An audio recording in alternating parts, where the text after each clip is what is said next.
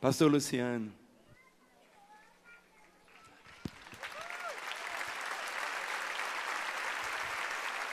Aleluia. Glória a Deus. Glória a Deus. Quero convidar você a abrir sua Bíblia, por favor. Na segunda carta de Paulo aos Coríntios, no capítulo 9 e no versículo 5. Segundo aos Coríntios, capítulo 9, versículo 5.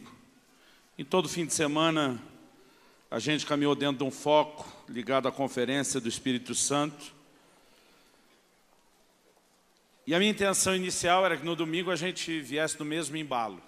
Mas eu falei pela manhã, o Espírito Santo, de quem a gente falou tanto que devemos aprender a fluir com ele, e trouxe uma direção diferente para os cultos do domingo. E eu quero ser fiel e obediente a isso. Segundo aos Coríntios, capítulo 9, versículo 5.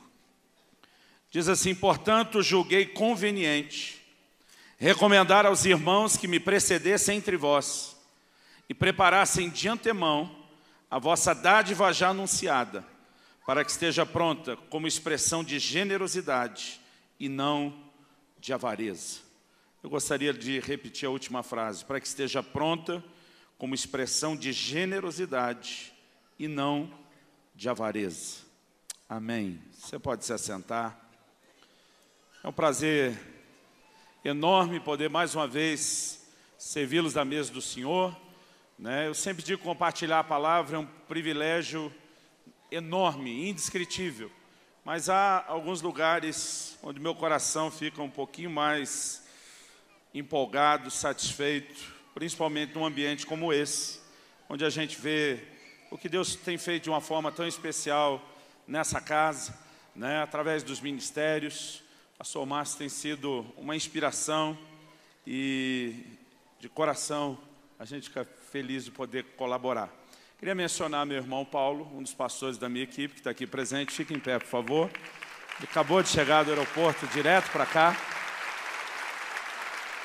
Na terça-feira, pela manhã, eu pedi a ajuda dele. Vou estar ministrando no Conselho de Pastores aqui de Belo Horizonte. E nós temos um livro sobre família, que eu fiz um propósito no meu coração. Nós estamos distribuindo 10 mil livros de graça só para pastores. E ele vai me ajudar a coordenar isso e mais um pouquinho. Mas como não é bobo nem nada, deu um jeito de pegar um culto aqui ainda no domingo à noite antes. Esse texto, querido, fala de algo muito importante. E antes de entrar no texto e na exposição propriamente dita, eu quero só compartilhar com você algo que eu tenho entendido da parte de Deus. Não adianta apenas a gente fazer a coisa certa. Eu tenho entendido que mais do que apenas aprendermos a fazer a coisa certa, nós precisamos aprender a fazer a coisa certa do jeito certo. Tiago, capítulo 4, versículo 2, diz assim: nada tendes porque não pedis. Tem crentes que não recebem de Deus porque eles não oram, porque eles não pedem. Mas no versículo seguinte, Tiago 4, 3, ele diz: pedis e não recebeis o que pedis mal. Então, alguns não recebem porque não fazem a coisa certa, que é pedir. Outros fazem a coisa certa, que é pedir, mas fazem do jeito errado. E mesmo quando você faz a coisa certa, porém do jeito errado, isso não funciona.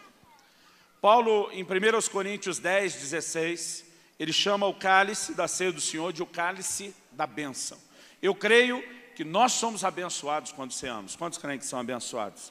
Você tem comunhão com o corpo e com o sangue de Cristo, a bênção nisso.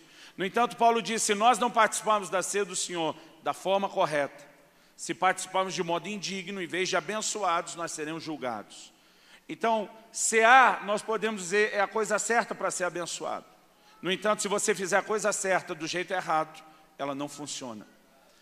E o que Deus tem me incomodado muito nos últimos anos, a falar e ensinar, nessa área que eu quero continuar mexendo. Começamos pela manhã falando do dízimo como um ato profético que celebra a redenção. E hoje eu quero mexer no assunto que eu tenho chamado ele de expressão de generosidade. O apóstolo Paulo escreve, e ele está dizendo àqueles irmãos de Corinto: olha, eu espero que a vossa dádiva, que de antemão foi anunciada, que ela esteja pronta. Então ele diz assim: como expressão de generosidade e não de avareza. Quando o assunto, querido, envolve a questão das contribuições, nós precisamos entender que Deus espera não apenas que a gente faça a coisa certa, mas que a gente faça do jeito certo. E eu creio que o jeito certo não tem a ver apenas com uma visão e uma perspectiva profética, como a que vimos essa manhã, mas tem muito a ver com um coração correto. Porque as nossas ofertas, as nossas contribuições em todos os gêneros, no reino espiritual, elas têm uma linguagem, elas falam algo. Paulo está dizendo que elas vão expressar ou generosidade, ou elas vão expressar avareza. Mas alguma coisa está sendo expressada, alguma coisa está sendo falada na hora da entrega. O livro de Hebreus diz no capítulo 11, no versículo 4, que a oferta de Abel ainda fala. Esse ainda fala significa que falou quando foi dada e continua falando. Porque nossas ofertas, elas falam, elas têm uma linguagem.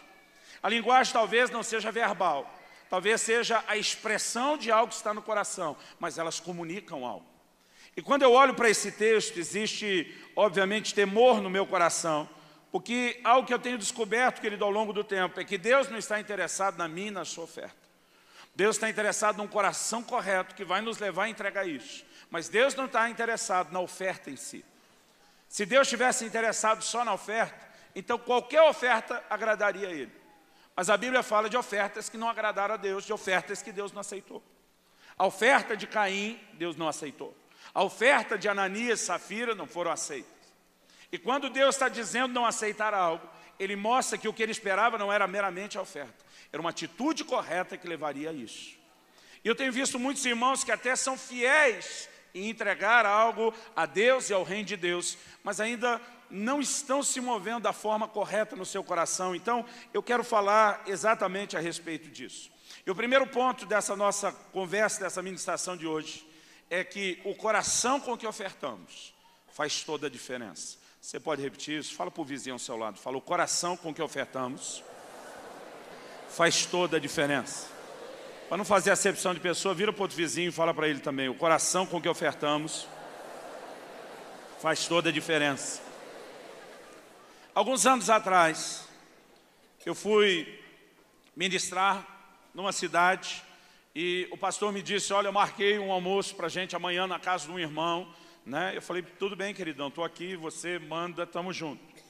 E quando nós chegamos naquela casa, que eu, já antes de entrar assim, comecei a me preocupar e tentar lembrar todas as lições de etiqueta e de boa maneira que minha esposa já tentou me dar.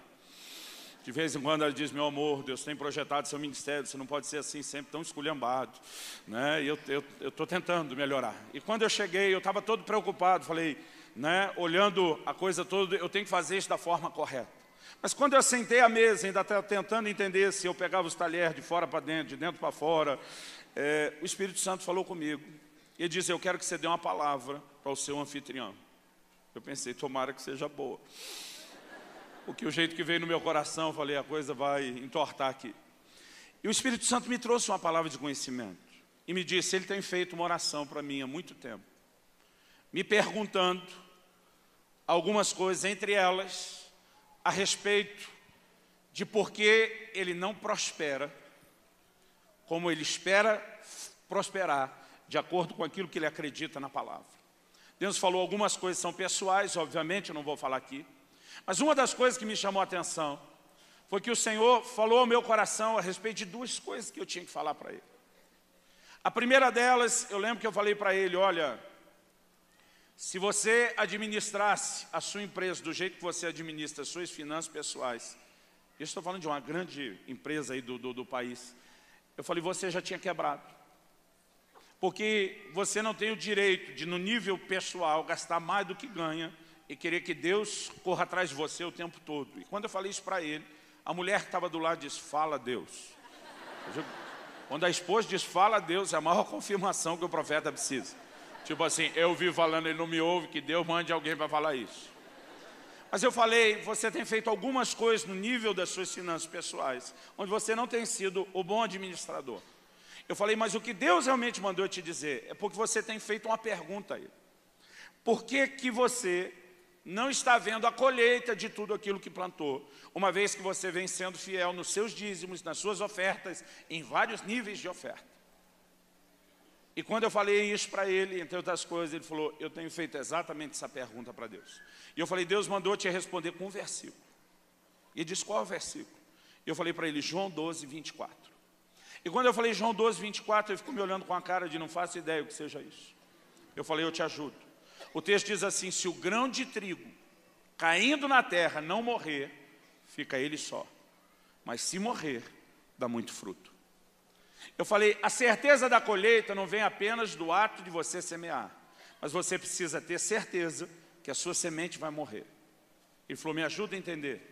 Eu falei, eu vou te ajudar a entender de forma prática. Não é porque você colocou a sua oferta ou o seu dízimo na salva, não é porque você investiu em missões, que você de fato estabeleceu uma semeadura. A sua semente não tem morrido. Eu falei, você só falta fazer um pranto, tipo um velório, abraçando o gasofilaste depois de entregar algo, e chorar e lamentar aquilo. Eu vou sentir tanto sua falta. Eu falei, porque por fora você está se esforçando para obedecer, mas por dentro seu coração, seu bolso sangra, eu falei para ele. Eu falei, você não conseguiu até hoje encontrar prazer nisso. Falei, quando chega o fim do ano, que tem a poderosa distribuição de lucros da sua empresa, fora todos os seus outros ganhos, você até obedece, mas você quase chora. E quando eu comecei a falar isso, ele olhou para mim e disse, é verdade. Eu tenho procurado obedecer a Deus, mas eu nunca consigo fazer isso com essa alegria. Sabe, querido, muitos de nós ignoramos que o que Deus realmente espera de nós não é que meramente uma oferta seja entregue. Não é que meramente o nosso dízimo ou qualquer nível de contribuição, e eu vou incluir nisso até esmola, que é o que nós fazemos pelo necessitado, não necessariamente dentro da igreja. O que Deus espera não é apenas que a gente faça, mas o que Ele espera é que nós possamos ter o coração correto, porque é o coração com que nós ofertamos que faz toda a diferença. Você pode dizer amém? O que Paulo está dizendo, eu espero que aquilo que vocês decidiram dar para Deus, que vocês já tinham prometido, ele está falando aos Coríntios, seja uma expressão de generosidade, não de avareza.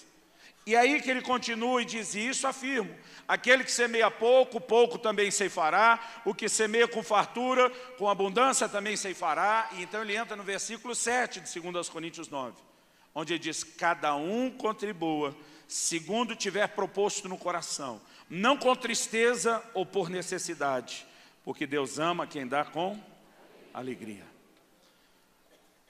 E há uma verdade, querido, muito forte por trás disso, que tem mexido comigo ao longo do tempo. O que Deus realmente quer, querido, não é o meu e o seu dinheiro. O que Deus realmente quer não é a nossa contribuição.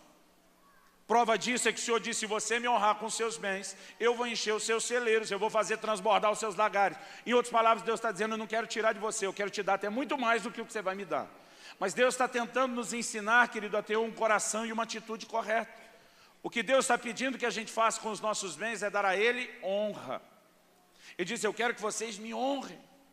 Em Malaquias 1,6, Deus diz, o filho honra o pai, o servo honra o seu senhor. Ele diz, se eu sou pai, cadê a honra? Se eu sou senhor, cadê o respeito para comigo?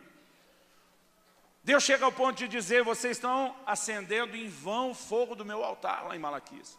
Ele diz, era melhor que algum de vocês fechasse as portas, ele está falando da porta do templo. Deus está dizendo, em vez de vocês trazerem o melhor animal para o sacrifício, como eu determinei, alguns de vocês estão trazendo o animal coxo, o cego, o manco. Deus estava dizendo, o que eu pedi desde o início para vocês não era a oferta. O que eu pedi é que através deles vocês pudessem me dar honra. O verbo honrar significa distinguir, fazer distinção. Deus estava dizendo, eu quero ser colocado acima. E aí nós olhamos para Gênesis 4, a primeira menção de uma oferta na Bíblia. E a Bíblia diz, Deus se agradou de Abel e da sua oferta, mas não se agradou de Caim e da sua oferta. Qual a diferença entre um e o outro? Os dois entregaram uma oferta.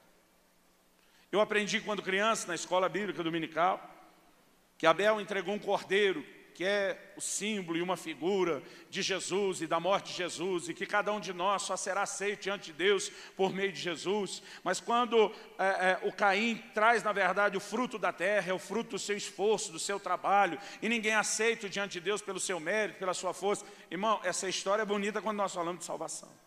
Mas se a gente for analisar de forma fria, não é essa a razão.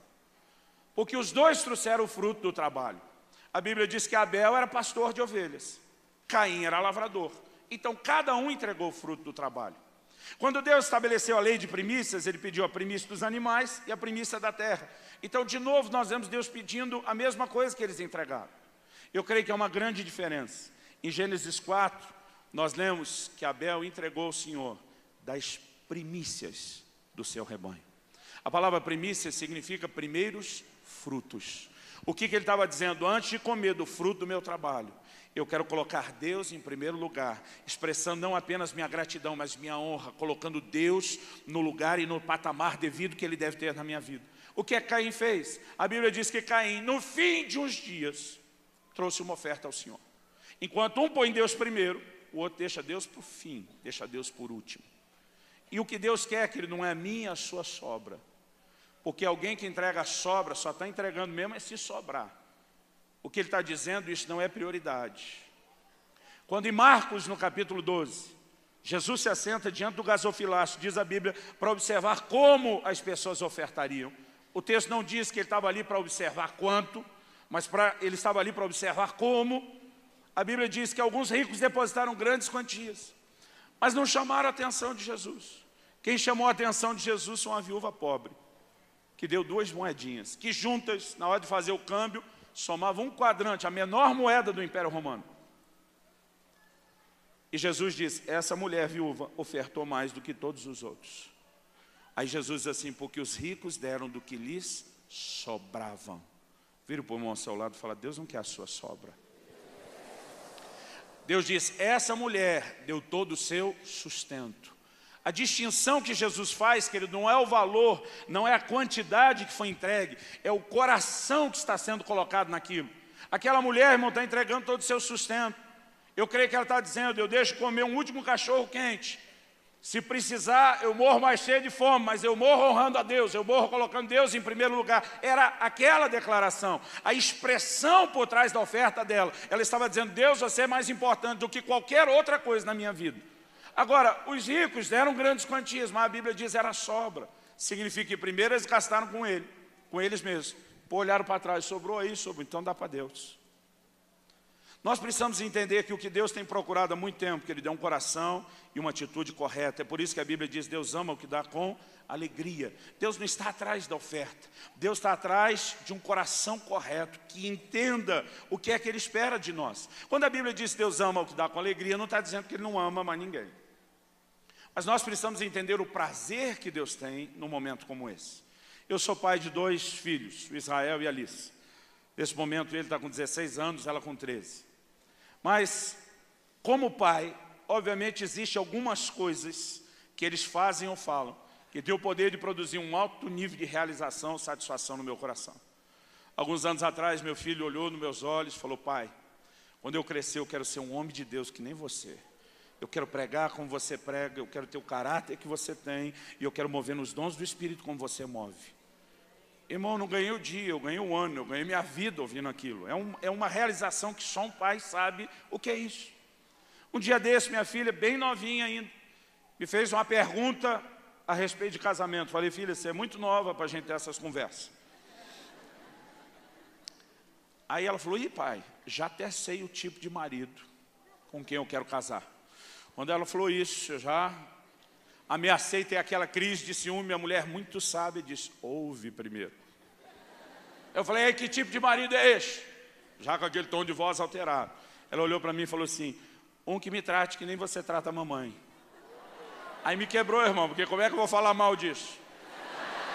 Mas eu falei, difícil vai ser achar um desse, menina, para não ficar por baixo. Mas são momentos como esse, querido, onde os filhos estão olhando para a gente, e apesar das nossas limitações, das nossas imperfeições, dizendo, eu quero algo parecido com aquilo que eu encontro em você, isso enche o coração de um pai de alegria. Agora deixa eu te dizer, querido, por que Deus ama o que dá com alegria? Nós precisamos entender o que é essa expressão de generosidade, porque Deus, o nosso Pai, é um Deus generoso.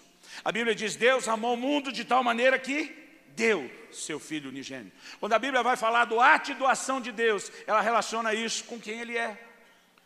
Tiago escreve, algum de vós tem falta de sabedoria, peça a Deus que a todos dá liberalmente, em outras palavras, generosamente. Deus é um Deus generoso. E Deus espera, querido, que eu e você sejamos parecidos com Ele. Deus espera que a gente possa reproduzir quem Ele é e o seu coração. Você pode dizer amém? E 1 de João, capítulo 3, abre comigo lá. 1 de João, capítulo 3. no versículo 16, eu vou ler 16 ao 18, ele diz: nisso conhecemos o amor, que Cristo deu a sua vida por nós e devemos dar nossa vida pelos irmãos. Ora, então primeiro ele mostra como Jesus manifestou seu amor, doação de vida, e diz que nós temos que reproduzir isso, agir como ele agiu. E aí, com essa visão de doação como ele se doou, o texto diz: ora, aquele que possui recursos desse mundo e vira seu irmão padecer necessidade e fechar-lhe o seu coração, como pode permanecer nele o amor de Deus? Filhinhos, não amemos de palavra nem de língua, mas de fato e de verdade.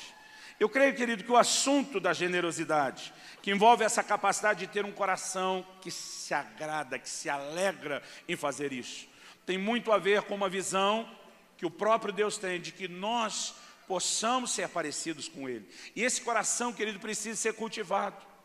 Em Atos, no capítulo 5, e muita gente acha, quando nós entramos nesse assunto de contribuição, que isso não é relevante na vida espiritual.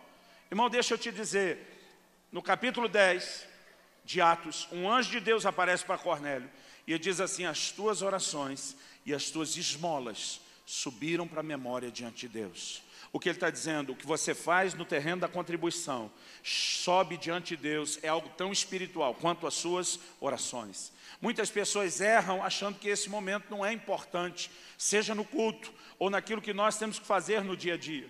Quando Jesus entra no templo e senta diante do gasofilaço para observar o como eles estão fazendo aquilo, eu não posso olhar para isso e dizer que não é importante.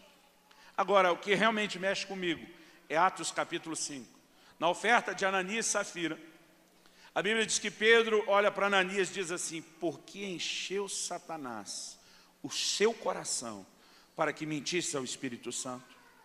Naquele momento Pedro diz a Ananias: a propriedade que você vendeu era sua e nenhum de nós te pediu. Depois de vendido, o dinheiro da venda era seu e nenhum te pediu.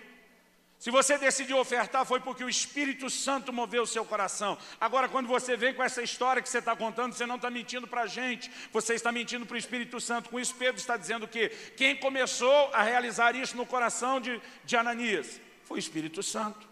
Aliás, é impressionante quando você lê no livro de Atos o nível e o mover de oferta. Seja, querido, na Bíblia ou na história, sempre que há avivamento, sempre que há uma manifestação distinta da ação de Deus e do Espírito Santo, você vai perceber que essa é uma área onde Deus quer mexer na vida das pessoas. Nós não podemos olhar para esse assunto que envolve finanças e dizer não é importante. Alguém diz que essa é uma das últimas áreas do ser humano que parece querer se converter. É por isso que quando Zaqueu diz: Senhor, eu vou dar metade dos meus bens para os pobres, e se eu defraudei alguém em alguma coisa, eu vou restituir 4 vezes mais. Jesus olha e diz: hoje entrou salvação nessa casa. Porque quando o mover de Deus alcançou o bolso, querido, é porque algo profundo está acontecendo. Pedro olha para Ananias e diz: o Espírito Santo começou algo em você, no seu coração, mas você deixou Satanás entrar e abortar o processo no seu coração. Agora pensa comigo, querido. Você não vai ver 2 pessoas brigando pelo que não tem valor. Você não vai ver 2 pessoas na rua brigando por um pedaço de pão, um galho de árvore. Não é por isso que as pessoas disputam. Você vai ver as pessoas brigando pelo que tem valor. Agora pensa comigo, Deus e o diabo disputando o coração do homem na hora da oferta. Você acha mesmo que isso não tem valor? Você acha mesmo que isso não tem importância? Isso tem uma importância maior do que aquilo que a gente tem conseguido mensurar. Agora, para Deus, querido, a importância nunca tem a ver com a oferta em si, mas com o coração correto. E é só você olhar o que o diabo tentou abortar. O diabo não impediu Ananias de dar a oferta. Ele tirou uma pequena parte, mas deu a maior parte. Então o diabo não estava lutando contra o dinheiro que seria entregue, mas ele conseguiu corromper o coração de quem entregaria. E da mesma forma, querido, o prazer de Deus não estava no recurso que seria entregue, porque esse recurso acabou sendo entregue. Mas Deus estava de olho num coração que teria feito isso da forma correta. Então o coração com que ofertamos faz toda a diferença. E é por isso que nós precisamos entender uma atitude correta de generosidade. Você pode dizer amém? Em segundo lugar, eu quero que você diga para alguém ao seu lado, fala: nossa atitude determina a revelação de Deus. Irmãos, eu tenho entendido que a forma como nós vamos ver Deus agir, ou na verdade podemos dizer interagir conosco, tem muito a ver com a nossa atitude. Eu posso dizer e dar o testemunho de que eu tive um pai só. Hoje em dia, na atual conjuntura, isso já está virando um testemunho, dizer que teve um pai só. Mas esse um pai só que eu tive, muitas vezes ele agia de forma muito diferente. Teve momentos de eu ver meu pai todo sorridente diante de alguma coisa que eu fiz, e teve momentos em que ele foi pegar aquele instrumento de Deus, que foi muito usado na minha vida, que era aquela cinta bendita. Agora, o que levou meu pai em alguns momentos a estar feliz diante do que eu fiz, em outros momentos ter que me disciplinar, não é porque ele era bipolar e não sabia como se comportar. O que gerou isso foi a minha atitude. Quando eu fazia as coisas corretas, eu tinha a alegria e o louvor dele. Quando eu aprontava, a cinta comia para valer. Eu nunca apanhei do meu pai por tirar nota boa na escola. Assim como também, nunca fui elogiado ou vi ele sorridente quando algum vizinho reclamou de alguma coisa que eu aprontei. E quando nós olhamos para Deus, nós não podemos imaginar que seja diferente. Porque em Romanos 11, 22, a Bíblia fala da bondade de Deus e da severidade de Deus. Se você me perguntar, pastor Luciano, Deus é bom ou é severo? Eu vou dizer, depende. Depende do quê? Depende da sua atitude. A Bíblia diz, para com os que creram, bondade. Para com os que caíram, severidade. Então, dependendo como for a sua conduta, isso tem muito a ver com a revelação de Deus que você vai ter. E se nós olharmos para a palavra de Deus, nós vamos perceber que isso é um padrão. Abra comigo no Salmo 18, 25 e 26. E eu quero, nesse texto, existem muitos textos bíblicos. A nossa intenção aqui não é esgotar, eu só quero dar um rumo e um trilho para aquilo que nós estamos falando. O texto diz assim, para com o benigno, benigno te mostras. Com o íntegro, também íntegro. Com o puro, puro te mostras. E com o perverso, inflexível. Para com o benigno, Deus se mostra o quê? Benigno. A NVI diz, ao fiel te revelas fiel. Ao irrepreensível te revelas irrepreensível. Ao puro te revelas puro. Minha atitude de pureza me leva a uma revelação da pureza de Deus. Minha atitude de benignidade me leva a uma revelação da benignidade de Deus. Minha atitude de generosidade vai me levar aonde? Vamos lá, gente, por que é importante expressar generosidade? Para com o generoso, Deus se mostra generoso. Agora, o texto aqui diz, para com o perverso, Deus não se mostra perverso, porque não há perversidade em Deus. Mas Ele vai se mostrar contrário. Algumas versões dizem inflexível. Então, se eu andar em generosidade, isso vai levar Deus a me revelar a sua generosidade. No entanto, se eu andar em avareza, Deus não vai revelar avareza, porque não existe avareza em Deus, mas Ele vai se mostrar contrário. Deixa eu te provar isso de outra forma. Quem foi o homem de Deus na Bíblia, que teve a revelação de Deus como Jeová Jireh, o Deus da provisão? Quem foi? Vamos fazer que nem escolinha de criança. Abraão. Quando foi que Abraão teve a revelação de Deus como Jeová Jireh? Quando ele está indo entregar seu filho Isaque em sacrifício. Quando ele decide ao extremo de entregar o que ele tem de melhor, é o momento que os seus olhos se abrem e ele consegue também entender algo. No meio do caminho, Isaque diz, papai, nós estamos levando a lenha, tem cutelo, tem tudo. Cadê o cordeiro? Abraão diz para ele, Deus proverá para si o cordeiro do sacrifício. Antigamente eu li esse texto e pensava, Abraão deu a desperto para enrolar um menino. Porque, irmão seu, eu sou Isaque. E Abraão diz, não, meu filho, o sacrifício é você. Eu ia dizer, quero ver o velhinho me pegar na corrida.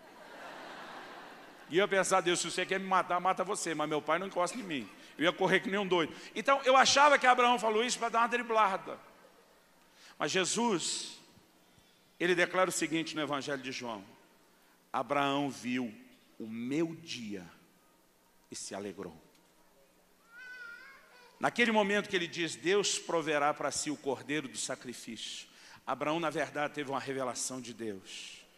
Que o que ele estava fazendo, Abraão, a entregar seu filho, não era nada perto do ato de que Deus iria entregar o seu próprio filho. E Abraão não estava apenas dizendo, vai ter um substituto para você, Isaque. Ele estava anunciando profeticamente, chegará o dia onde haverá um substituto para cada um de nós. Nenhum de nós precisará morrer, porque Deus vai entregar o seu próprio filho. Agora, o que abriu os olhos dele para a revelação do Deus de provisão? Uma disposição de entrega. Agora, querido, deixa eu dizer algo. Eu sou alguém apaixonado por milagre de provisão. Essa é uma área que mexe comigo. Eu não sei se porque desde criança ouvia muitas histórias dos missionários no campo, dependendo de Deus, confiando. Não sei se pela história da nossa própria família, onde houve momentos onde passamos muito aperto e necessidade, Deus trouxe milagres de provisão que foram assim muito marcantes, mas eu sempre amei isso.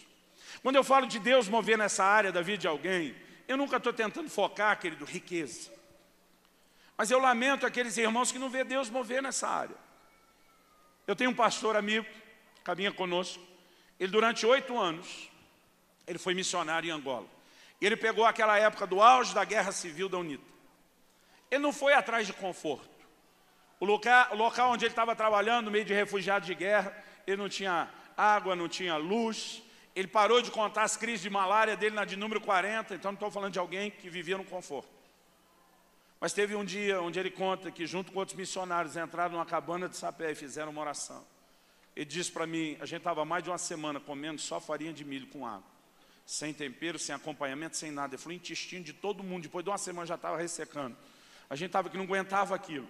Mas para não murmurar igual os israelitas contra o maná, diz que eles entraram na cabana e começaram a dizer, Deus, nós te louvamos pela farinha de milho. É melhor ela do que nada. Mas enquanto ele está ali agradecendo, um deles teve coragem e falou, Deus, mas a gente queria tanto uma carne.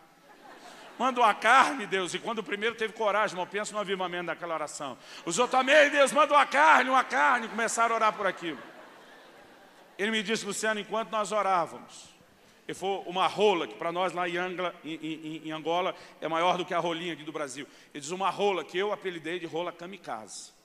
Desceu do céu, ele falou, não sei como, ela atravessou aquele telhado de sapé. Que nem um pouco de água quando cai não passa, mas ela atravessou, caiu abobalhada no meio da roda. Diz que um deles já passou a mão numa panela, deu na cabeça dela, ô glória! Aí um olhou, mediu o tamanho e disse, Deus, nós estamos em 3, manda mais.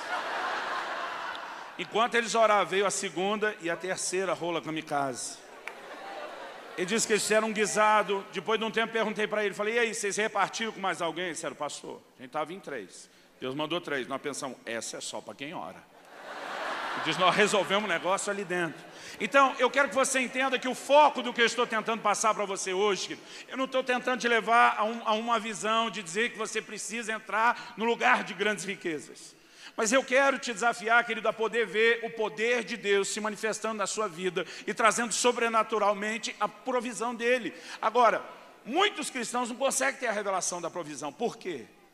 O coração já está errado. E o que existe dentro dele não é uma atitude de generosidade, é uma atitude de avareza. E a atitude de avareza, irmão, vai nos impedir de ter a revelação do Deus de provisão. Deixa eu te mostrar isso na Bíblia. Abra comigo em Marcos, no capítulo 8. Enquanto você localiza, eu já vou ganhando tempo explicando o texto. Aqui nós temos o segundo milagre da multiplicação de pães. Em Marcos, no capítulo 5, a gente tem o primeiro. Em Marcos 8, a gente tem o segundo.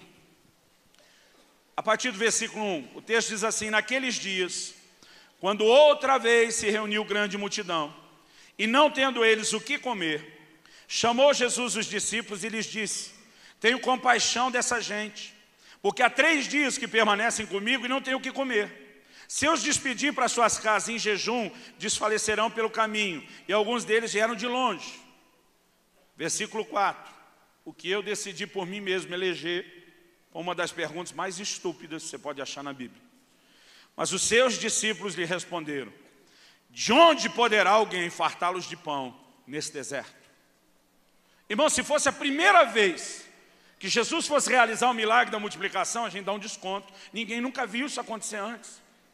Mas eles já tinham visto isso acontecer. Aí Jesus chama eles para conversa e diz, olha, eu não quero deixar a multidão embora dessa forma, estão jejuando 3 dias, o caminho é longo. Eles olham para Jesus e tem a cara de pau de olhando para Jesus, a manifestação da provisão de Deus encarnada diante deles, perguntar, de onde poderia alguém fartá-los de pão nesse deserto? Eu não sei o que você sente, irmão, para mim é revoltante. Como é que eles podem olhar na cara de Jesus e perguntar isso? Mas eu quero te mostrar o que eu enxergo no texto sobre uma atitude deles. Versículo 5, Jesus lhes perguntou, quantos pães tendes?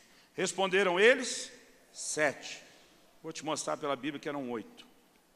Ordenou ao povo que se assentasse no chão. E tomando os 7 pães, partiu-os, e após ter dado graças, e os deu aos seus discípulos para que esses os distribuíssem, repartindo entre o povo. Tinham também alguns peixinhos, e abençoando-os, mandou que esses igualmente fossem distribuídos. Comeram e se fartaram, e dos pedaços restantes recolheram 7 cestos. Eram cerca de 4.000 homens, então Jesus os despediu. Logo a seguir, tendo embarcado juntamente com seus discípulos. Agora pula para o versículo 14. Ora, aconteceu que eles se esqueceram de levar pães, e no barco não tinham consigo senão um só. Se eles esqueceram de levar pães, aquele um pão que está no barco já estava lá, na hora que Jesus estava precisando de pão. Deixa eu te dizer que eu acredito que existe aqui o que eu apelidei de a conspiração do pão escondido.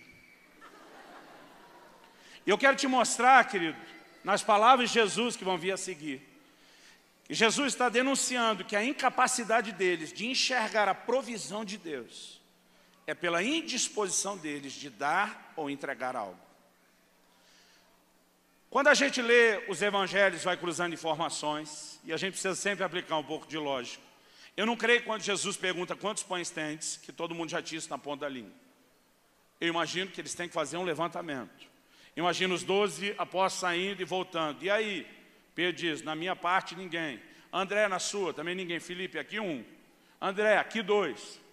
Tomé, nenhum. Na de Tomé, eu sempre imagino que não tinha nenhum. E eles fazem o levantamento. E por fim, imagina eles confabulando. Então, ok, com o nosso, nós vamos lá dizer para Jesus, são 8 pães. E de repente alguém diz, 7. Mas são 8, 7. Mas 7.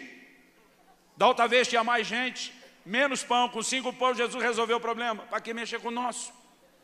Deixa o nosso quieto. 7. E eles vão lá e dizem para Jesus, são 7 pães. Agora vamos continuar lendo. Ora, aconteceu, versículo 14, que eles se esqueceram de levar pães, e no barco não tinham consigo senão um só. Preveniu Jesus, dizendo, vede, guardai-vos do fermento dos fariseus e do fermento de Herodes. Outro evangelho diz que ele estava falando da doutrina deles. Mas o que eles entenderam? 16. Eles discorriam entre si, é que não temos pão.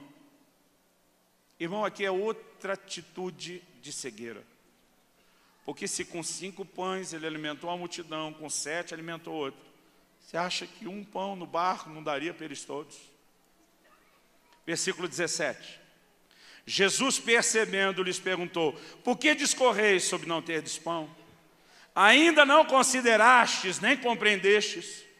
Tendes o coração endurecido? Irmão, vai vendo a pergunta de Jesus, para você imaginar se o clima estava bom. Ainda não consideraste, nem compreendeste, tendes o coração endurecido? Tendo olhos não vedes, tendo ouvidos não ouvis. E aí Jesus vai para o assunto. Não vos lembrais de quando partiu os 5 pães para os 5.000, está falando da primeira multiplicação. Quantos cestos cheios de pedaços recolhestes? Responderam eles, 12. Por que na primeira vez eles recolheram 12? Porque eram 12 apóstolos, e cada um voltou com o seu cesto cheio. Aí Jesus disse, vocês não lembram da primeira? A gente lembra. O que mostra que o problema na segunda, irmão, não é falta de memória, é cegueira. Agora, olha a pergunta seguinte, 20. E de quando partiu os 7 pães para os 4.000, antes da gente embarcar, quantos cestos cheios de pedaços recolhestes? Responderam, 7. Agora, olha a pergunta final de Jesus. Ao que lhes disse Jesus, não compreendeis ainda? Na tradução da Bíblia, na linguagem de hoje, do pastor Luciano Subirá, está assim, alô? Ele diz, por que na primeira sobrou 12?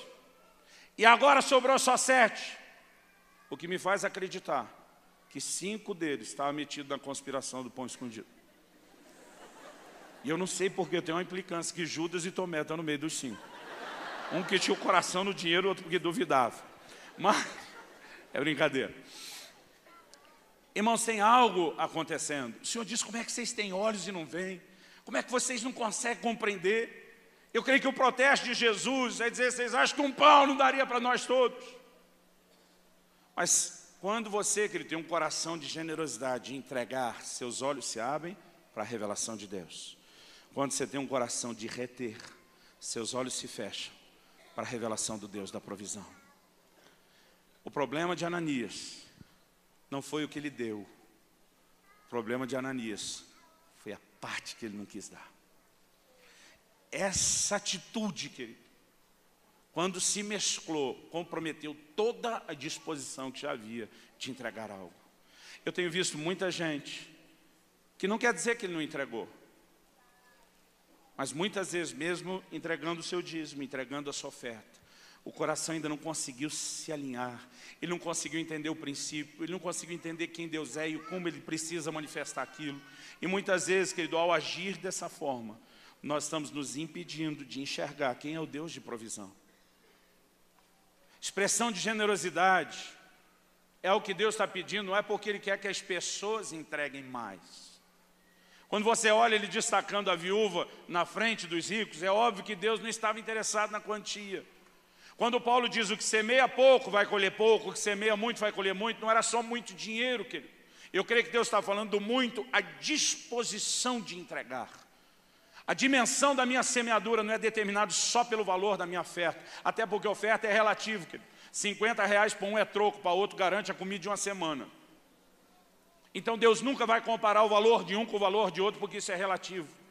Mas eu creio que esse muito tem a ver com um coração, com uma disposição dentro de nós, de nos alegrarmos, de entendermos o que é que Deus está proporcionando. É uma oportunidade de eu manifestar a natureza de Deus, a identidade de Deus, de eu ser como Deus, de eu agradar o coração de Deus, por ser um filho parecido com Ele. Mas é também o caminho, querido, onde através da minha atitude, a revelação da generosidade de Deus vai se manifestar. Quantos estão entendendo? Diga amém. Para terminar, em terceiro lugar, nossa atitude determina não só a revelação de Deus, mas ela determina os resultados que nós vamos ter. Diga para alguém ao seu lado e fala, sua atitude determina os resultados que você terá. Abre sua Bíblia comigo em Provérbios, no capítulo 11. E no versículo 24.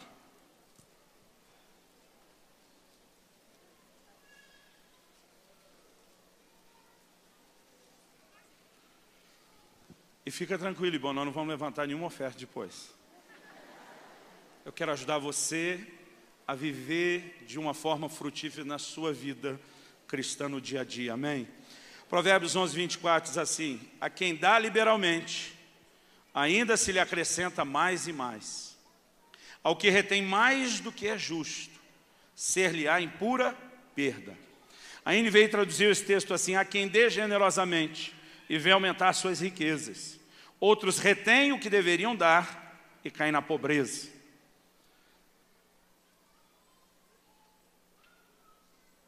Ao olhar para esse texto, ao olhar para essa verdade da palavra de Deus, é evidente, querido, que a disposição, a liberalidade, a generosidade de um o leva a provar mais. O que é que Jesus diz em Lucas 6,38? Dai e ser-vos-á dado. Boa medida, recalcada. Você já parou para pensar o que é recalcada? Eu de vez em quando, no intervalo de um dos nossos cultos que nós temos no domingo, às vezes quando eu entro no banheiro, e eu dou uma olhada no cesto de papel do lado da pia que está cheio, eu dou uma levantada com o pé e piso, empurro aquilo lá embaixo. E eu digo, está garantido que mais um culto deu certo, isso é recalcar. Ele diz boa medida, recalcada, ele diz sacudida. Já foi à padaria pegar o pão, a moça começa a colocar o pão, vê que não dá, ela começa a dar uma chacoalhada para acomodar e caber mais. Então Deus está dizendo, eu quero fazer caber mais aí. Mas ele diz boa medida, recalcada, sacudida. Aí ele diz, e transbordante, generosamente vos darão. Irmão, o generosamente vos darão é ativado quando você é generoso primeiro. Provérbios 11, 24 diz, a quem dê liberalmente, a quem dê com generosidade, generosamente. E a Bíblia diz, e ainda se lhe acrescenta mais e mais. O caminho para que a gente veja a intervenção e a liberação de Deus, querido, é o caminho da generosidade. E o resultado é determinado pela minha própria atitude. A minha atitude me leva a uma revelação e a revelação me leva a provar o resultado. Agora, o que o versículo diz? Ao que retém mais do que é justo, ser-lhe-á em pura perda. Esse reter mais do que é justo, a NVI interpretou assim: os que retêm o que deveriam dar. Eu tenho aprendido uma verdade na Bíblia.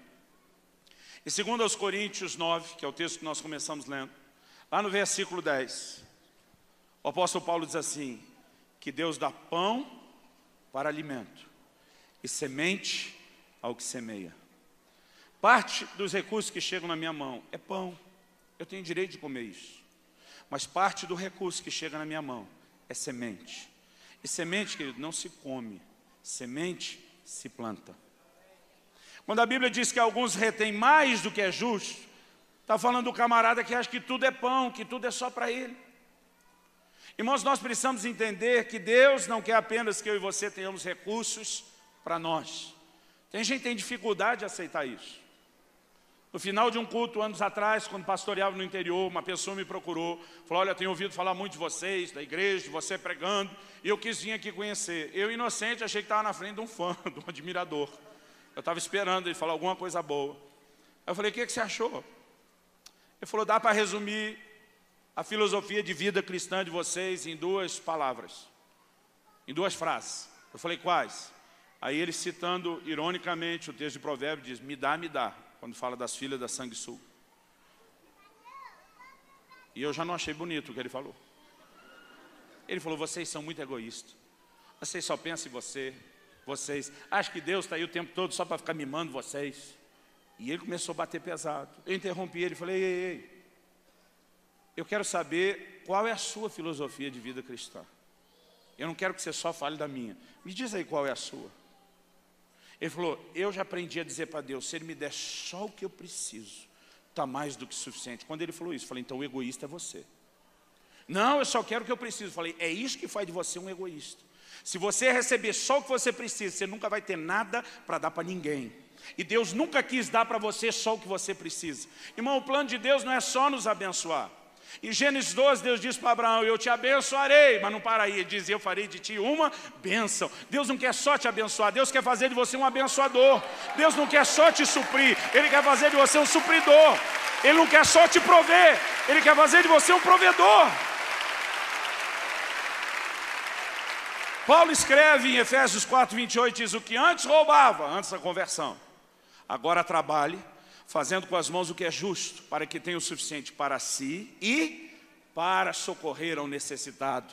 Deus não quer dar só o que você precisa, meu querido. Alguns crentes estão tentando exercer fé para ter o que precisa. Nós precisamos acreditar que Deus quer nos dar mais do que a gente precisa. A Bíblia diz, boa medida, recalcada, sacudida, depois diz, transbordante. Por que Deus quer transbordar aqui? Na economia de Deus, na mentalidade de Deus, não existe lugar para desperdício. Quando Jesus multiplicou os pães, Ele diz, recolhe o que sobrou para que nada se perca. Deus não é um Deus de desperdício. Por que Ele quer que você transborda? Só para perder para o lado de fora? Não. Deus quer que você transborde em pessoas que estão perto de você. Deus quer que você transborde em pessoas à sua volta. Deus quer que você transborde no reino. Nós precisamos ter essa mentalidade. E se nós entendermos, querido, que andar em generosidade, experimentarmos a multiplicação que Deus quer trazer, isso vai fazer toda a diferença. Vai comigo lá para 2 Coríntios. 2 Coríntios, capítulo 9. A gente leu até o 7, eu mencionei o 10, mas eu quero que você veja comigo o 8 e o 9, antes do 10. Deus pode fazer-vos abundar em toda graça, a fim de que tendo sempre, diga comigo, tendo sempre, em tudo, ampla suficiência. Não, mais forte. Eu quero ver vocês no modo aleluiado, empolgado. Diga comigo, a fim de que tendo sempre, diga tendo sempre, em tudo, ampla suficiência. Então, irmão, se o texto está dizendo o que ele quer dizer, Deus quer que eu e você tenhamos sempre, não só hoje, amanhã, depois da manhã, sempre. Em tudo, em todas as áreas, o quê? Ampla suficiência. Não é o ideal de Deus, querido, que você vive em necessidade. Nós podemos enfrentar momentos como esse que vão ser mudados pela entrada da provisão. Paulo diz, já aprendi a viver contente em toda e em qualquer situação. Ele fala tanto na necessidade como na fartura. Aí de vez em quando levanta um crente e diz, Paulo tinha necessidade. Eu digo, e também tinha fartura. Agora, nós precisamos acreditar, querido, que há um propósito nisso. Vamos continuar. O texto diz, a fim de que tendo sempre em tudo ampla suficiência, para quê que é para ter tudo isso? Superabundez em toda boa obra. Como está escrito, distribuiu, deu aos pobres, sua justiça permanece para sempre. Ora, aquele que dá semente ao que semeia e pão para alimento, também suprirá vocês e aumentará a vossa sementeira e multiplicará os frutos da vossa justiça, enriquecendo-vos em tudo. Para que Deus quer enriquecer alguém? Para toda generosidade, a qual faz que por nosso intermédio sejam tributadas graças a Deus. Irmão, deixa eu te dizer algo. Eu creio que uma mentalidade precisa ser mudada na nossa nação. Há um conceito de prosperidade sendo pregado que eu não creio que é bíblico. Porque as pessoas estão pregando, dizendo por aí que você pode virar como uma represa, que Deus vai começar a te encher e você vai acumulando tudo. Eu não creio que essa é a vontade de Deus. Deus não quer que você seja uma represa. Deus quer que você seja como o leito de um rio. Água entra, água sai, mas nunca para de entrar, nunca para de sair. O que Deus quer fazer de você, querido, não é só um alvo da bênção. Deus quer fazer de você um canal da bênção. Então você vai ser um instrumento através do qual Deus passa através de você. O texto não está dizendo que Deus vai multiplicar o pão. Porque o pão, querido, a gente precisa da mesma quantidade sempre. Não tem por que multiplicar pão. O que Deus vai multiplicar é a sementeira. O que Deus quer nos dar é a capacidade de poder fazer mais pelo reino. Há uma grande colheita para acontecer nessa terra, querido. E a igreja de Deus vai precisar de recursos para financiar essa colheita. Nós temos que ter uma visão de fé, de que Deus vai atrair recursos de forma sobrenatural aos seus bons mordomos, como nós falamos hoje de manhã. Agora o propósito, querido, não é você segurar tudo para você. Porque quando essa é a atitude, que Deus não encontra o coração generoso, mas avarento, que quem quer segurar tudo é avarento. Aí Deus não pode fazer algo por mim e por você. Tiago 4,3, eu citei no início. Pedis, não recebeis, porque pedis mal. Qual a definição de pedir mal? Para esbanjardes em vossos próprios deleites. Alguém que só está buscando algo de Deus, querido, e ele quer só para ele, para ficar feito criança, quando agarra o brinquedo e diz, é meu, de mais ninguém. Essa pessoa já incapacitou o fluxo de oração para ser respondido. Agora, você quer ver na Bíblia gente que consegue chamar a atenção de Deus? É quem não está focado em si. O anjo de Deus aparece para Cornélio e diz, tuas orações e tuas esmolas subiram para a memória diante de Deus. O que você faz para os outros chama a atenção de Deus para você. A Bíblia diz que enquanto Jó orava pelos seus amigos, Deus mudou o cativeiro dele. E assim, querido, nós vamos enxergando na palavra de Deus princípios que nos fazem entender e que nos fazem compreender essa verdade. E nós precisamos desenvolver no nosso coração, querido, essa característica de generosidade. Porque não apenas o coração correto faz a diferença, mas ele me leva a ter a revelação correta de Deus. Ele me permite experimentar a intervenção de Deus. A generosidade, querido, é uma chave poderosa. Eu não creio, querido, que o propósito de Deus prosperar alguém seja para aquilo parar só nele. Deus quer fazer de mim e de você canais. Você pode dizer amém? Eu creio que nós precisamos, ao mesmo tempo falamos de provisão sobrenatural, voltar a pregar contentamento. A gente precisa ter um nível de contentamento. Isso é pessoal. Cada um deve avaliar seu coração, deve entender em Deus. Eu não posso dizer para você o que você pode ter e o que você não pode ter. Mas eu já procurei decidir na minha vida algumas coisas que eu não quero ter. Um irmão me perguntou outro dia. A gente mora a 1 hora lá em Curitiba, do litoral paranaense, e 2 horas do litoral de Santa Catarina, que eu não posso admitir em público que é melhor do que o nosso. E outro dia alguém chegou para mim e disse, pastor, o senhor está orando para ter uma casa na praia? Eu falei, eu não. Ele falou, por que não? Eu falei, eu uso a sua. Eu falei para ele, alguém tem que ter para nós curtir o negócio. E já que tem gente à minha volta, suficiente que tem, eu tenho casas na praia à minha disposição em toda a costa brasileira. Então no meu coração eu tomei a decisão que não preciso. Agora, a minha decisão, ela não pode julgar o que acredito que pode ter. Você entende a diferença? Então, eu não estou tentando te dizer o que a gente pode e o que não pode. Eu defini, querido, na minha vida o que seria a cota do pão. E o que excede a cota do pão, para mim, é semente. E eu quero tocar o reino de Deus. Eu quero tocar não apenas os planos e os projetos da igreja. Eu quero tocar pessoas. Porque, querido, quem está tocando pessoas está chamando a atenção de Deus. Provérbios 19, 17 diz: o que se compadece do pobre empresta ao Senhor, e este lhe retribuirá o benefício. Então a coisa que nós vamos fazer do lado de dentro, o dízimo, querido, é um compromisso que nós temos com a nossa igreja local. Paulo diz que quem é alimentado espiritualmente, é onde ele recebe isso, é ali que ele contribui materialmente. Isso é um princípio bíblico. Então, obviamente, eu não vou destinar o dízimo a lugar nenhum. Agora, as ofertas, eu posso ir além da minha igreja. Eu posso investir em... Irmão, eu oferto até em ministério que eu não gosto do jeito que eles trabalham. Porque mesmo entendendo que a maneira como eles estão trabalhando não é a minha, eu ainda prefiro acreditar que eles estão produzindo resultados para o reino de Deus. E a oferta, querido, é algo que eu posso fazer pelo reino, além do que eu faço na minha igreja local. Agora, esmola, querido, é o necessitado. Necessitado não precisa ser só alguém passando fome, querido. Todo tipo de necessidade. E esse coração de generosidade, querido, é o que tem o poder de atrair manifestações poderosas da parte de Deus. Você pode dizer amém? Porque hoje em dia, querido, tem gente que só quer receber. Eu estava num culto que ensinei sobre essas coisas. No final da reunião, um irmão chegou para mim e falou: pastor, quantos carros o senhor já ganhou até agora? Eu falei: 5. Ele pegou minha mão, botou na cabeça dele: passa essa unção. Eu falei: mas já dei 5. Ele tirou minha mão, falou: deixa quieto. Quer dizer, ganhar carro eu quero, dar não quero. Irmão, eu quero ganhar mais para dar mais. Nós precisamos ter a visão correta, porque isso vai nos levar a um lugar diferente. Você pode dizer amém? Eu quero desafiar a se colocar em pé, por favor, para que a gente possa orar junto. Irmãos, eu não creio que Deus seja contra você prosperar. Eu não creio que o dinheiro é um problema, porque a Bíblia diz: o amor ao dinheiro é a raiz de todos os males. Amor ao dinheiro é a avareza. E tudo que nós estamos falando de ruim aqui, querido, está na avareza.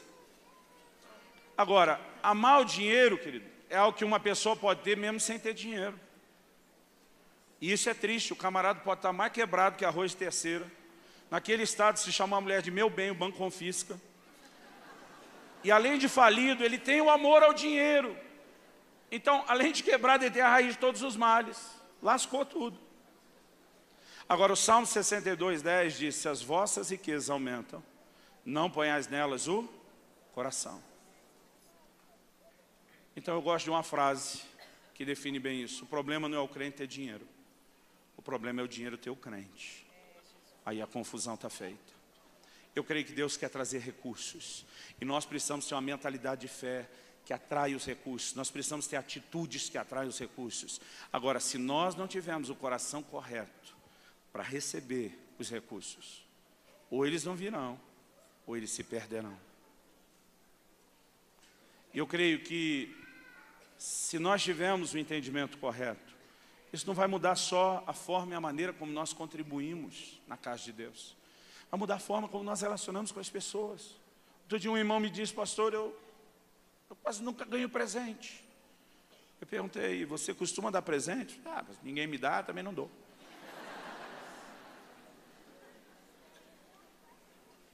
Em Mateus 7,12, Jesus diz: tudo o que quereis que vos faça, fazei vós a eles. Eu acho engraçado quando a gente brinca, vira para o irmão ao seu lado, profetiza, vai me dar um livro de presente. Na hora de pedir, é um fervor. Mas quando a gente brinca, fala para o irmão ao lado: hoje eu que vou te abençoar. Ninguém fala nada. É gente que na hora de dividir a comida, saiu comer junto, quer dar um jeito de ficar com a menor parte, vai no banheiro na hora de pagar. Ó Deus falando agora, hein? Nós deveríamos ter uma atitude de dizer: eu quero abençoar. Irmão, eu creio que vai chegar o dia, os crentes não podem brigar, mas vai chegar o dia que a gente quase vai brigar para pagar a conta do outro, para abençoar o outro, para dizer: eu vou ser bênção na sua vida, eu quero plantar algo em você.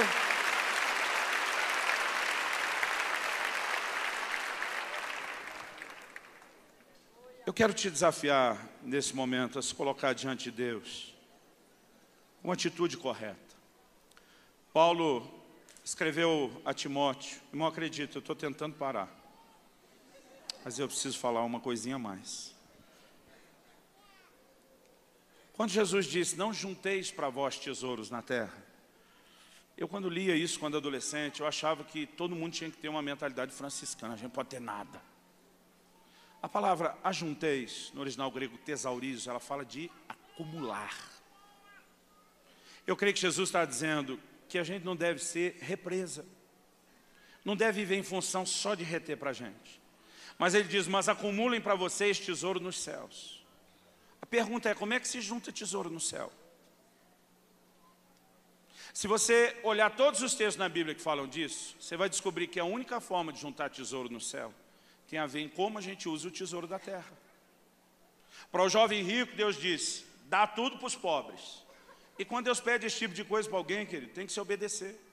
Embora a gente ache errado tentar trazer o movimento franciscano para o resto do mundo, o que aconteceu no meio deles, a gente precisa reconhecer que foi legítimo. E há momentos que Deus pode pedir isso a algumas pessoas. E não quer dizer que durante a vida inteira não vai acontecer mais nada. A pastora Zené estava me contando hoje a história de como Deus chamou ela para BH e fez a limpa na vida dela. Fez abrir mão de tudo. Há momentos onde isso pode acontecer. Agora, nós não podemos desenvolver uma mentalidade, querido, contrária ao que isso pode gerar também na nossa vida. Em 1 Timóteo, capítulo 6, aqui que eu quero encerrar. 1 Timóteo, capítulo 6, no versículo 17. Nos versículos anteriores, Paulo tinha dito que o amor ao dinheiro é a raiz de todos os males. Ele tinha dito que muitos que querem ficar ricos caem em tentação e cilada.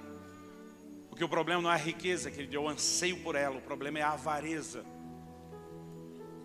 E ele chega no versículo 17, que parece uma contradição do que ele estava falando antes, se você não entender a perspectiva correta. Ele diz para Timóteo assim, exorta aos ricos do presente mundo, que não sejam orgulhosos, nem depositem a sua esperança na instabilidade da riqueza, mas em Deus, que tudo nos proporciona ricamente para nosso aprazimento. Isso para nosso aprazimento é para nossa satisfação. Que pratiquem o bem, sejam ricos de boas obras, generosos em dar e prontos a repartir. Então ele continua e diz que acumulem para si mesmos tesouros, sólido fundamento para o futuro, a fim de se apoderarem da verdadeira vida. O tesouro, querido, nós acumulamos depois, tem a ver com a forma como a gente usa isso agora. E não com a proibição de se ter alguma coisa aqui. Porque eu repito, o problema não são os recursos, é a avareza. Paulo diz em Colossenses 3,5 que a avareza é idolatria, que é apegado ao que é material, tem um falso Deus, um ídolo na sua vida. Agora, quem tem o coração de generosidade, querido, o que ele tem? Ele tem um coração blindado. Quando em Provérbios 3 o Senhor diz, honra o Senhor com os seus bens, nós vamos pensar, por que Deus está pedindo isso? Deus não precisa dessa honra, querido. Deus não é carente. Deus não precisa que todo dia a gente vá lá, dê uma lambida de adoração dele, e daí diz, eu estou me sentindo mais Deus agora. Ele é absoluto, ele é completo em si mesmo. Quando ele pediu honra, querido, era por causa da gente. E se honrar significa distinguir, Deus está dizendo, nesse assunto dos bens, me coloque acima. Porque o único Senhor que é apresentado na Bíblia, concorrendo com o senhorio de Deus no coração do homem, é um relacionamento errado com as riquezas. O Senhor Jesus disse, não podeis servir a dois senhores, não podeis servir a Deus e às riquezas. Eu creio que uma das razões pela qual, quando você vê Jesus no templo, as pessoas estão colocando oferta no gasofilácio. No avivamento do livro de Atos, por 3 vezes a Bíblia diz, traziam dinheiro aos pés dos apóstolos. Parece que o lugar de entrega mudou. Eu particularmente acredito que os apóstolos metiam o pé naquilo para dizer para o dinheiro, aqui você não é senhor, aqui você é servo, aqui você está debaixo de controle. E quer saber, irmão, para mim existe uma revelação disso no céu. A Bíblia diz que as ruas serão de ouro. Isso não mostra para mim só o quanto o céu é rico, mas Deus diz, pega o ouro, esse negócio que o povo valoriza tanto lá na terra, faz piso para andar por cima, para desprezar esse negócio. Agora, se o coração está blindado, Provérbios 3, o Senhor disse, se você me honrar, me pôr acima, Ele disse, eu vou encher os seus celeiros, eu vou transbordar os seus lagares. Deus diz, eu honro aqueles que me honram. Porque isso é só uma barganha, não. Deus está dizendo, se eu encontrar em você um coração que se protegeu contra a avareza, então eu posso te dar mais, porque eu não vou perder você. Deus quer encontrar em nós, querido, um coração que se exercite na generosidade. E eu quero te pedir uma coisa, você seja sensível no seu coração, se isso vem de Deus ou não.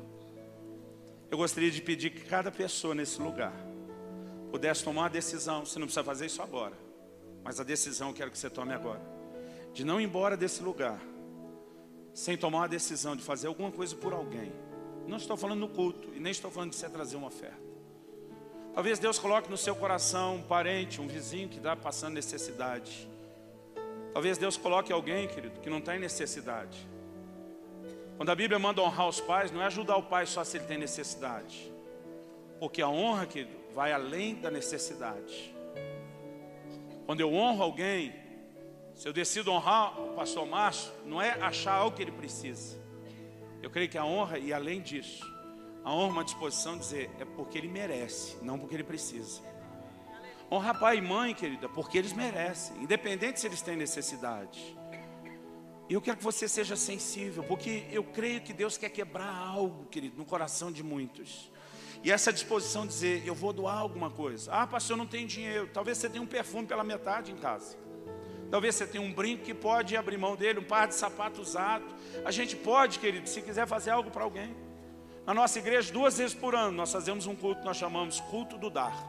Todo mundo tem que trazer alguma coisa para dar para alguém. Ah, não tenho nada.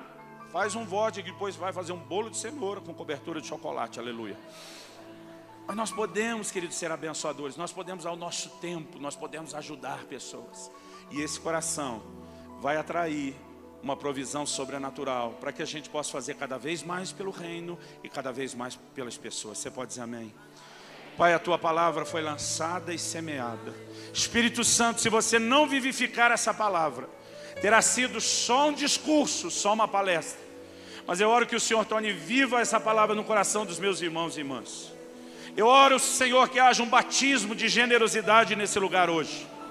Eu oro que toda atitude de egoísmo, de avareza seja quebrada na sua presença. Eu oro, Espírito Santo, pelo teu toque, pelo teu mover no íntimo de cada um dos meus irmãos e irmãs. Em nome de Jesus. Eu oro por uma nova mentalidade. Eu oro por uma nova visão. Eu oro por uma nova atitude para a glória do teu nome. Se você crê e concorda, diga amém. Se você recebe essa palavra, diga amém, eu recebo.